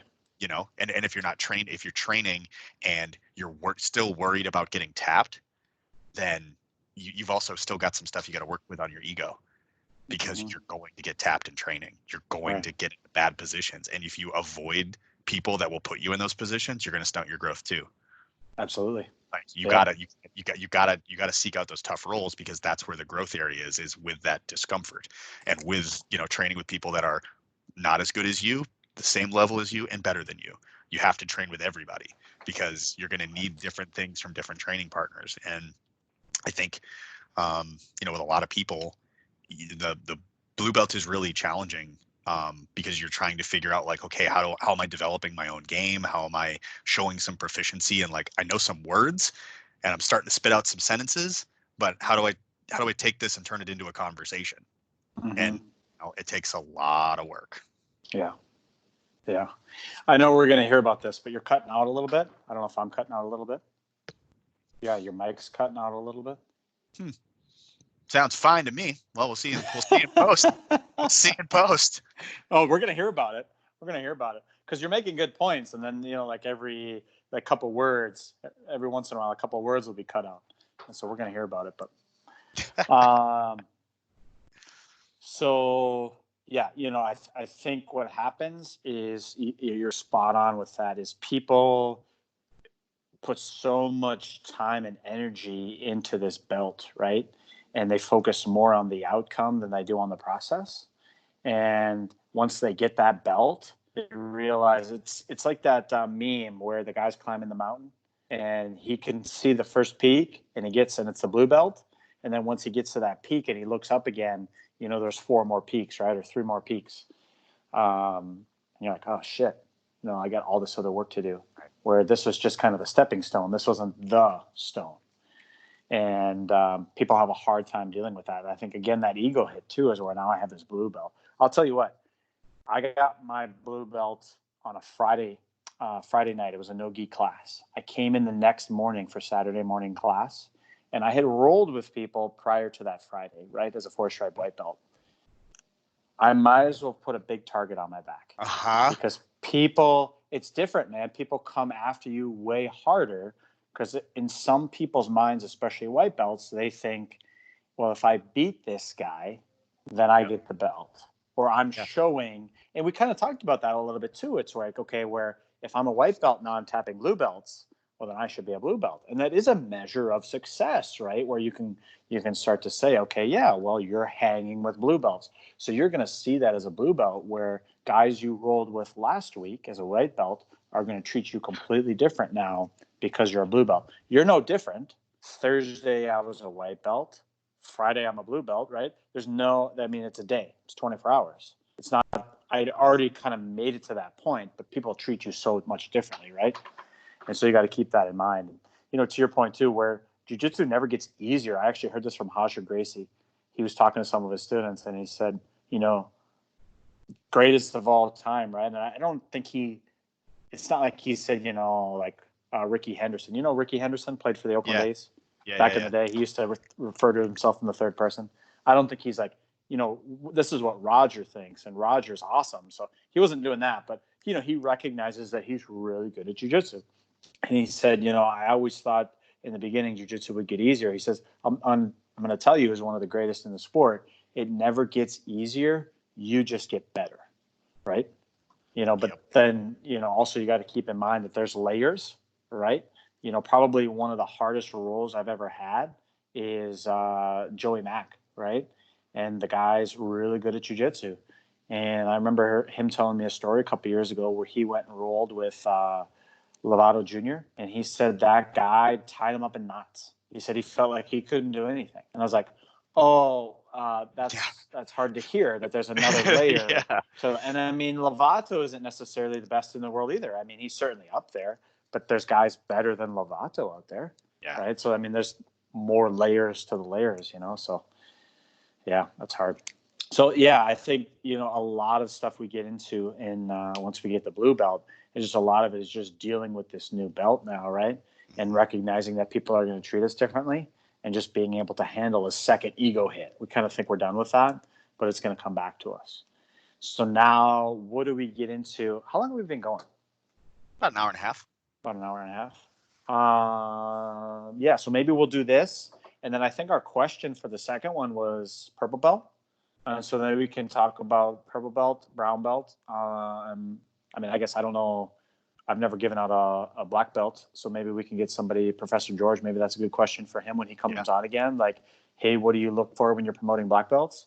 And then, so we'll talk about purple belt, brown belt next time and break down some competition footage. But anyways, let's get back to it. So blue belt, what are we looking for? What do I see in a blue belt that makes me think, okay, this person should be a purple belt? Is when we start chaining attacks together. And what I mean by that is this is a lot of times how I teach in the second class. And the reason why I teach this way in the second class, where a lot of times in the fundamentals classes that you teach primarily, is it's singular moves. So here's an arm bar. Here's a triangle, right? Here's a guard pass. Where when we start getting into my class, the intermediate class, we start teaching, okay, here's an arm bar, but what happens now if we have an obstruction, right? So you pull your arm out. Here's a triangle, okay? Yep. So I did two moves together. Okay, what happens if they wrap their arm around my leg? Well, here's an omoplata, right? So now we're starting to chain different moves together from different positions, right? And it's when you start being able to take those singular movements you learned as a white belt and start to put twos and threes together, two movements and three movements together as a blue belt, that's when it's like, okay, in my opinion, okay, you're progressing really well as a blue belt, and it's time for you to be a purple belt. I will use. Well, let me throw it at you. What were you doing well as a blue belt in your opinion? You told us you had the stuff as a white belt. Your techniques, your Ezekiel choke, so on. So what were you doing as a blue belt that you felt really good about? So when I was a blue belt, one of the things that I started being able to, I had a pretty good foot lock. So like my straight ankle lock was pretty good. I also had a few different sneaky chokes. So I had a pretty good baseball bat choke from that I would bait from like if I was in half guard or inside control. And those were, I had some sneaky chokes and I had some things and I started to have some success with things like triangles and arm bars. Yeah. But that was towards the later part. I think when I started to make the transition, and kind of the big thing for me was going to Pans. So about 6 months before Pans, I won the Fargo Open, absolutely like the open weight gi. It was mostly a blue belt, white belt tournament, and I won the open weight division in the gi. And I won my no-gi division, and most of it was with footlocks. So I had some pretty good attacks with footlocks that would work on larger opponents, which I had mostly, some wrestlers. I went against some folks from our gym. My buddy Adam was in my division too, so him and I kind of split some matches that day with footlocks because he's also got a pretty dangerous toe hold too. And he caught me, I caught him, and was able to end up winning. That's kind of the first time I've really had success at that level at blue belt. And I was like, okay, cool. I'm feeling competitive against blue belts. We're going to go do my first major tournament and win into Pans. And we're going to spend some time breaking down my match from Pans and kind of walk through the strategy that I had going into it, kind of how things kind of went, because I was able to get into the positions that I was good at, but I wasn't able to finish them. I was like getting up to the door, but wasn't able to finish. I was able to get into leg locks, but wasn't able to finish. I actually got my baseball bat choke and was probably 99% of the way there, but 99% ain't 100. And the guy got out of it, right? And I ended up losing. And and we spent several days watching a lot of I got to see other blue belts and I got to see other purple belts and got to say, okay, where's a lot of the differences at? And coming out of that, I looked at people in my division and I was like, man, I really want to have a more dangerous guard, and I want to be able to have, I want to be able to be more competitive at IBJJF and focus more on getting on top and passing guard. So I really started to focus on those kinds of things and really working a lot of the collar and sleeve attacks with triangles, really trying to get more offensive from my guard. And that really seemed to help. And I think that's where a lot of the confidence towards the later part of being a blue belt, and kind of where I think it started to get to the point where I was coaching more and, being able to feel, I think, more confident in teaching. I think that's part of it for me. And, you can share your opinion on that. But I think being able to have multiple attacks, being able to set traps for people that were not as experienced as me, being able to have that, like, thinking 3-4 moves ahead, not quite like multiple moves ahead, but like a few moves ahead, being able to set traps for people, being able to bait things or go, I'm going to give you this first option, but I really want the second option. That's kind of, for me, where I started to find more success at my level. Plus, you start catching people that are better than you, especially traveling around. That was the thing that gave me a lot of confidence in competing against people that are purple belts or brown belts, and, catching black belts every now and again. Like, oh shit, I got that guy. Wow, that's crazy. Like, I guess that thing must be legit, having a foot lock or having a choke or something like that I can catch on someone they're going to beat me 19 times out of 20. But if I can get them once, that gave me a ton of confidence to be able to be, I think, a little more aggressive, and more confident of, like, okay, I have a game plan. I'm going to go do this now. And that was a big difference for me, especially after Pans, is just having more focus on, okay, I'm going to, like, kind of narrow the game down of things that are really effective for me, and not necessarily focus on learning a bunch of new techniques, but like focusing more so I feel more confident with less. That's I think that's kind of what that experience like was for me. Yeah, I would say, looking at, so you got promoted last fall, right, to purple belt? Yep. Yeah. So that was probably roughly 6 months after Pans. And, I think the way you said it almost puts it a little bit better than I was saying as far as chaining, is where, people at your level, is you were getting into good positions. You were submitting other blue belts, locally, but, going to Pans is, that guy, you've told me this, I don't follow him, but you told me that, he also got promoted right around the same time you did, so you guys were probably very much in the same level, right? Yep. And so you were getting into good positions, right? Yeah, you had that sneaky choke on him, and I thought for sure, man, like, he's going to tap this guy, right? And he just, at the last ditch effort, lifeboat off the Titanic, he was able to kind of power himself out of it. But I mean, I don't know. There's probably like 25 guys in your division or something crazy. I remember that last year. Yeah, it's 26. 26. Yeah. So, probably at least 20 of the other guys would have tapped. But I think that where I was getting into my positions, I was getting to my primary attack, sometimes my secondary attack, but I couldn't finish, on that, second or third try. Where to me, it's like, okay, that's where we're starting to get into the heart of blue belt, and maybe starting to tip towards purple belt, where purple belt more towards, for me, is where you're really diving into developing your own game, well-rounded, but really like, okay, I'm going to be a guard player and getting really, really good at a guard system, or I'm going to be a guard passer and getting really, really good at guard passing system. That's purple belt to me, in my opinion. When your name came up on the list of promotions, and we talked about it in the coach, this is another thing that comes up is, and I've had this happen a few different times, is where somebody asked, do you think Rob's a purple belt? And I said, I don't know. I don't know if he's a purple belt right now, but I can tell you what he's not, and he's no longer a blue belt. Right. And so I know that sounds like it's the same answer, but it's not. And it is the same answer in the fact that you should get promoted. Right. And I've had that before with other students where Sometimes I think people get a little too comfortable. I'm not saying this in your situation. In Mhm. your situation, you had graduated from a blue belt. You were doing things that blue belts don't do, right? You were chaining things together. You were systematizing your movements. We would start working on that guard stuff you talked about, collar and sleeve, putting that together. That's not what blue belts do. That's what purple belts do, right? And that's why you were given your purple belt. And I think you've really shown that in like the 6 months leading up to that, and then the 6 months since that.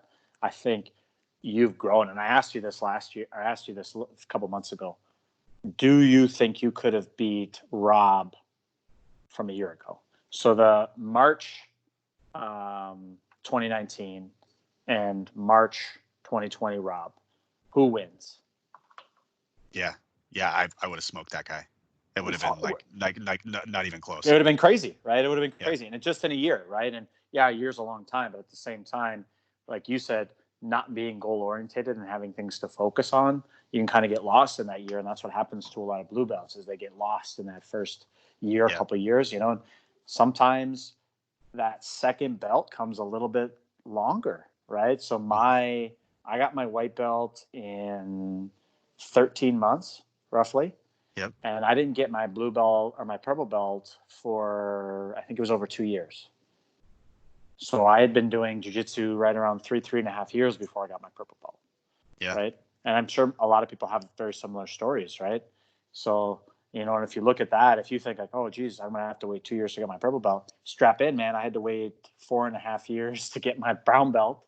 And I think I'm right around that for my brown belt now, too. It's right around 4 years. So I think you have to look past the process and being able to focus on other things. Yep. Um, Yeah. but Like, yeah, and one of the thing I tell people too is like, it took me 2.5 years to get my blue belt. Like blue belt was hard. It was hard for me to get my blue belt. right. Like, and I think, but I think I also had, I was training pretty consistently, but I think I came in with a lot of deficits that Yeah, it took a long time for me to get to that, can you stay safe territory. right, And it was, white belt was more frustrating for me than blue belt, right. where, I think probably a normal person that if they felt the way that I did during white belt, they probably quit. Mm-hmm. But I was so already committed to getting my black belt that it was just like, no, whatever, man. I don't care if it takes me 20 years. Like, this is what Right, I want. I already knew that's right, what I wanted. And a lot of times when some of my peers that got promoted around the same time as me were having a hard time at blue belt, I was so much more comfortable, I think, where I think blue belt was much smoother and I progressed faster at blue belt than I did through the whole time being white belt. Cause I think I already went through that, like, what the fuck am I doing kind of phase. I went through yeah, that as a white belt, yeah, and I felt much more comfortable. Like, it was like a relief to be a blue belt. But then it was like, hey man, now you got to work even harder, because like this is just goon bait. Every right, stripe on your blue belt is just, it's just like blood in the water for right, for big goony college kids. So yeah, you got to be on the mat and you got to be training hard and like be aggressive. Like, that was right, the thing you told me all the time. Like, man, stop being so chill. Like, be aggressive. Don't right, just sit and hang out. Like, attack people. And right, that's when I started to get more confident of like, no, I know what I want to do. I know what I'm good at, and I'm gonna do it. I'm gonna do A or B. Which one do you want? A or B? yeah, Okay, cool. yeah, A, great. Cool. Triangle. Okay, great. If not, omoplata. Okay, like, and that's when I started to have more success against better people more consistently. Was when you had that, like, you had the game plan stuff, but then it was just being more confident and more aggressive. Like, right, just go get the thing that you want, and right. if you're not in a good position, get back to it. Like, that for me was, that's where I felt that personal change. But it came earlier, I think, because I went through a lot of those really difficult mental times as a white belt. Mm-hmm. Yeah, and I heard this the other day, and I think it's important to distinguish between these two. Is I think there's a lot of times when people hear the word aggressive, they think, like I'm going to go beat somebody up, right? Like I'm going Like, to out push of them around. control. I'm going to be out of Like, control. It's not. That's not what I mean by aggressive. Like aggressive is. I heard this.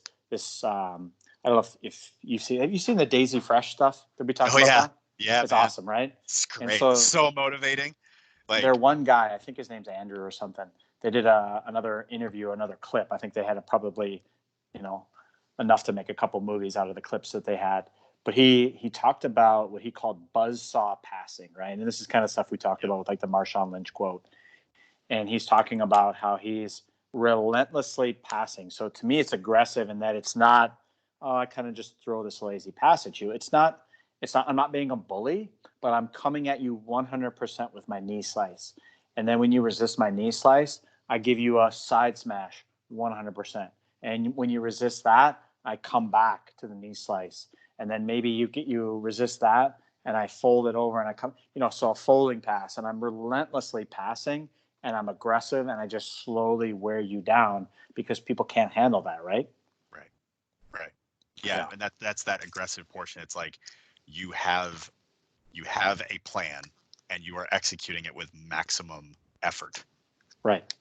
And you've done it enough that you can sustain those attacks and not just gas yourself out. Because it's great. It's great if you have that mentality, but if you don't train it consistently enough, you could maybe only do one or two, and then now you're tired, and then the other person comes back on the attack. Right. Whereas if you're training a specific move or a specific style, you have to do it so much that you can consistently make those attacks at the same level. Like, bam, you're hitting them 10 out of 10, 10 out of 10, 10 out of 10, and you're throwing different stuff at them because that's what wears them down. Whereas if you go 10, 10, 9, 8, 7, 6, and your effort goes down, then those people can also recover. Right. Yeah, and I think bringing that up again is where, I've had that too with other students where, it's time for them to come up to their purple belt and their aggression gets called into question. So yeah, absolutely. Where, being aggressive, like we just talked about in different positions when attacking, when passing and things like that, and showing that, I think that's 100% a requirement for getting from blue to purple. Yeah. And I remember Professor George talked about it a lot too, was like, can you get on top? Right. An attack. And be like, can you say, or are you skilled enough and be aggressive enough to be in an inferior position and either reverse that position or get back on that, like back up the hierarchy of positions and advance? Like, can you push forward, or are you always being stuck in lesser positions because you're missing some fundamental skills to help you advance those positions? And that was something he talked to me about too. And I'd talk to him and say, hey, what can I be working on? He's like, man, I want to see you get on top. Mm-hmm. Like get on top, and I want to see you pass with aggression. Mm-hmm. And I was like, okay. And that was the thing. I was like, okay, well now I'm really going to commit to my side sweep, and I want to try and get into mount. Or if I come up, like, how can I get around so I can get into knee on belly and start doing some knee ride stuff, or something that would be good for someone my size. And that was another thing that seemed to help, especially towards like the later part of blue belt, to like get to that next step, was having that mentality of, no, get on top, like reverse position, get on top, be aggressive. Right. And I know this is going to be hard for a lot of people to hear, but my hope, my wish for every student that we have is that they go through their hard times as a white belt like you did, right? Because I'll tell you, I didn't go through hard times as a white belt. I went through hard times as a purple belt, and those are the hardest times, right? And so, I talk about this where everybody's got to change a little bit, right? So you had to change early on. And I think that because you went through what you went through in white belt will make the rest of your belts much easier. And nobody really cares about white belts, right? And so, I mean, we care about you, but nobody cares if I go and I pass a white belt's guard, while we're training, no one's high-fiving me later. Right. Yeah. Because I should be doing that, right? You should do that. And so, like, when you guys go for a triangle and you miss on me or you miss on another white belt, nobody cares, because that's what's supposed to be happening. That's part of learning. But now when you're a purple belt and you can't sweep a white belt who's in your guard, that's an issue. People are going to talk about that, right? People notice that kind of stuff. That's what happened to me. Is I came in, I was very aggressive already, and I got really good at the top game. So yeah, I had a couple sweeps that I super relied on from white to blue, from half guard, but I didn't have a good closed guard or open guard game, right? And I avoided mount a lot because I didn't like being on bottom. I didn't embrace being on bottom in the guard play that's required to be really, really good at jiu-jitsu, right? And so, yeah, as a purple belt, I had to change. So now it's like, all right, well, I guess I'm going to go sit at the kid table here and learn how to do a side sweep and learn how to do all this. Super embarrassing, right? So again, my wish, my hope for all of you is that you embrace the guard stuff right away as a white belt, and you go all through all that bullshit that you have to as a white belt, because that'll make the rest of your time so much easier, Right. as you progress through. So what I want to end with here is, and I'll kick it to you as well. But what should we be focusing on? So I'm stuck as a blue belt. So what should I be focusing on? So let's take that same hierarchy of positions and let's look at, okay, do I have a chain? Escapes are still good, right? We always want escapes, but a lot of times the escapes that we learn as a white belt, especially like you think about the back escapes, the mount escapes, the knee on belly escapes, those are escapes you'll see at all levels. So we want to be getting better at those escapes. And definitely as a blue belt, we should know all those escapes. So we should have 2 really good on point escapes from every position. And then we start to look at attacks, right? And so now it's not one attack from every position. And I'm not saying you need a series of attacks from every position, but you should be able to tell me in a conversation as a blue belt, if I say, hey, okay, so we're going to start in guard. You'll be in my closed guard.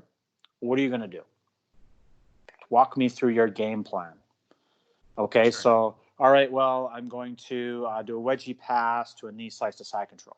Okay, and now what are you going to do in side control? I don't really know. Okay, that's not good enough. Okay, so now we need to fill in that blank. Okay, so are you going to attack from side control? Is that your A game? Okay, yeah, I do these cool little attacks. Okay, cool. All right, that's cool. Okay, so but now let's say you go for that primary attack. Let's call it a Kimura. So you dig out a Kimura, and I stop the Kimura, right? Or I grab my gi and I defend. What's your follow-up move? Right, and so now from different positions, okay, I want to see how you can get from standing or inside my guard to a submission, or maybe even transition to my back and get a submission. And then from the bottom, I want to see you, like you said, I want to see you get on top and be aggressive and attack, right? So Yep. you have confidence in guard sweeps to get yourself on top. And then you have confidence in, okay, I have a game plan to get me from inside your closed guard or half guard to the different positions, right? Yep. Yeah, and I think that like really kind of boiling that down to, do you have a plan? What's your Like, game plan? what is your plan? Like when you're looking at a role, or you're thinking about preparing for a tournament, or you're like, hey, I know we're going to be training closed guard for the next month. Every time I get into training, what's your move? What are Right. you going to do when you get into these positions? What's your plan? Identifying, that assuming you have the prerequisites to understand what all the positions are, and where, like, what's good, what's bad, where are your problem spots, what are the things you have to address. Assuming you've got all those things because you have your blue belt, then you start to formulate, okay, if things start to happen, then I'm going to do this. Like, Right. think about them like if then statements. If Yeah. X happens, then I do Y. Like, and really start to think about that systemically, because that's when you start to really formulate what your habits are when you train.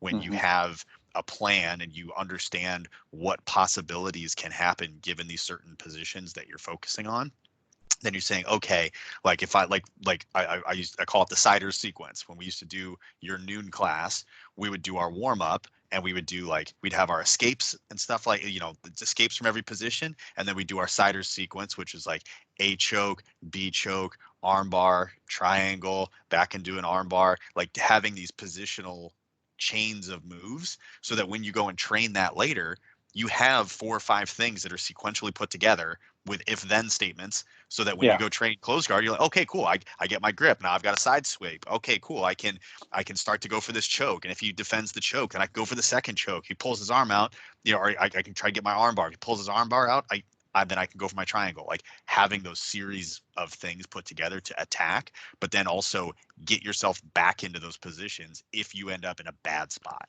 Right. Like really, like for me, really trying to get like a really good knee to elbow escape from mount so that I could get back to close guard and then set up my guard attack again. So anytime I get on bottom, I get in the worst position, then okay, I'm going to need to make sure that I can escape, get into a less worse position, and then get back to the thing that I want to do. Absolutely. And figure out how else can you do that from any position, and thinking about that starting from standing too. Yeah. Because if you want to compete or you want to roll and not just start on your knees, like, you know, first of all, don't do that. Like actually train jujitsu, like start standing, you know, have some takedowns, have a good guard pull, like an offensive guard pull. And then put a plan together that's sequential, because, and I think another thing that a lot of people don't think about, but one of the only guys that I've really heard talk about this is Levi Jones-Leary, really, really high level black belt competitor, young guy, but he's really into visualization and mental reps. So when he thinks about his game plan, he has very specific things that he does. And he even talks about that now during all the quarantine and not being able to train as much. Like, how many mental reps are you getting? How are you thinking about the game and what you know about the technical side of jiu-jitsu and the strategy of jiu-jitsu, and how many mental reps do you have? Because those absolutely matter. And thinking about that and that intellectual side of jiu-jitsu has huge benefits when you actually go and get back on the mat later. For sure. All right. Let's close it out. All right. What do you got? Man, so a couple reminders. We've got some new social media pages. So at Not Your Restaurant on the gram. You know, we've got some old videos that Matt and I used to put together of a few different technique things that we used to do, and you can see some pictures of some of my travels and some of the guys that I've gotten to train with are on that page already. We've also got our new YouTube channel. Thanks everybody for that's gone on there and subscribed. We'll be putting up, trying to get at least a couple of these up there a week is kind of the plan for now. And we really appreciate you guys taking the time, you know, share them out. If there's folks that are interested in training or that maybe aren't at our school, you know, feel free to send them some of this stuff and see if it's something that they're interested in. And otherwise, we just really appreciate the support. And yeah, we're just going to keep pumping the stuff out because we got nothing else better to do except sit here and talk about jiu-jitsu until I can train. Is this can we get this on like a iTunes app or anything like that? Yeah. So that's one of the things I'm working on right now is to pull the audio off the videos, and then we'll be uploading those up into like Spotify and the Apple Podcasts and stuff like that for folks that are, you know, that want to be able to access just the audio only version. I've just got to do a little bit of post-production stuff, and we'll be loading all those up on there too. Yeah. So give us a subscribe, guys. Give us a like. Let us know what you want to see in the comments. You know, more questions like this. I think this is awesome, where we can just, you know, talk for a couple hours about a student question. We're actually going to go probably a couple more hours because there's a secondary part that we're going to go into. Let us know if you want to see some technique videos or anything like that. I mean, definitely something we can do now and then in the future. You know, I know, Rob, you got that training buddy of yours, so we can definitely put out some technique video too. If you mean Shehan Jr.? Is that what you're calling him? Yeah. It's Shehan Jr. now. Shane Jr. Oh man, okay. you don't like that. All right, man. Good times. All right, thanks guys.